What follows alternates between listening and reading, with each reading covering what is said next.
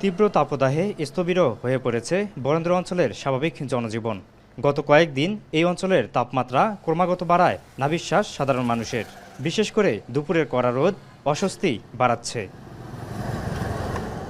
প্রচণ্ড এই গরমে সবচেয়ে বেশি বিপাকে খেটে খাওয়া মানুষ ও কৃষিজীবীরা। বাড়ছে বোরো চাষের ঝুঁকি। গরমের কারণে মানুষজন কম, যানজট কম, লোকজন কম, চলাচল কম। ভাড়া পাচ্ছি না, রোডের তাপমাত্রাটা বেশি বের হয়েছে, মানুষজন রোডে বের হচ্ছে না, এই জন্য আমাদের চলাচলের খুব সমস্যা হচ্ছে। সবচেয়ে বেশি বিদ্যুৎ যাচ্ছে রাত্রিবেলা, যেটা আমরা পড়াশোনার তো ক্ষতি হচ্ছে, আমরা ঠিকমতো পড়াশোনা করতে পারছি না। তীব্র তাপদাহের সাথে দীর্ঘ লোডশেডিংয়ে চরম ভোগান্তিতে মানুষ। বিদ্যুৎ না থাকায় বন্ধ হয়ে যাচ্ছে ছোট শিল্প কারখানা, ওয়ার্কশপ ও ব্যবসা প্রতিষ্ঠান। উৎপাদন ব্যাহত হওয়ায় বাড়ছে আর্থিক ক্ষতি।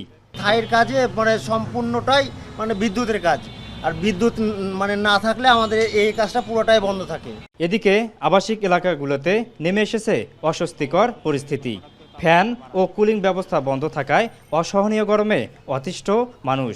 শিশু ও বয়স্কদের কষ্ট সবচেয়ে বেশি। কয়েকদিন ধরে বেশি তাপমাত্রার কারণে আমরা যে বাইরে যে কাজটা করতে পারছি না, যাতায়াত করতে সমস্যা হচ্ছে। বাচ্চার স্কুল আছে, স্কুলে আমি রেখে আসলাম, স্কুলে আবার আনতে যাবো এই দুপুরের মধ্যে। এমন চিত্র শুধু রাজশাহীতে নয়, দেশের দক্ষিণ পশ্চিমাঞ্চলের জেলা চুয়াডাঙ্গা সহ সব জায়গার চিত্র প্রায় অভিন্ন। রাজশাহীর আবহাওয়া অফিস জানায়, তীব্র তাপদাহ আগামী 2 দিন অপরিবর্তিত থাকবে। মারুফ হাসান, এখন রাজশাহী।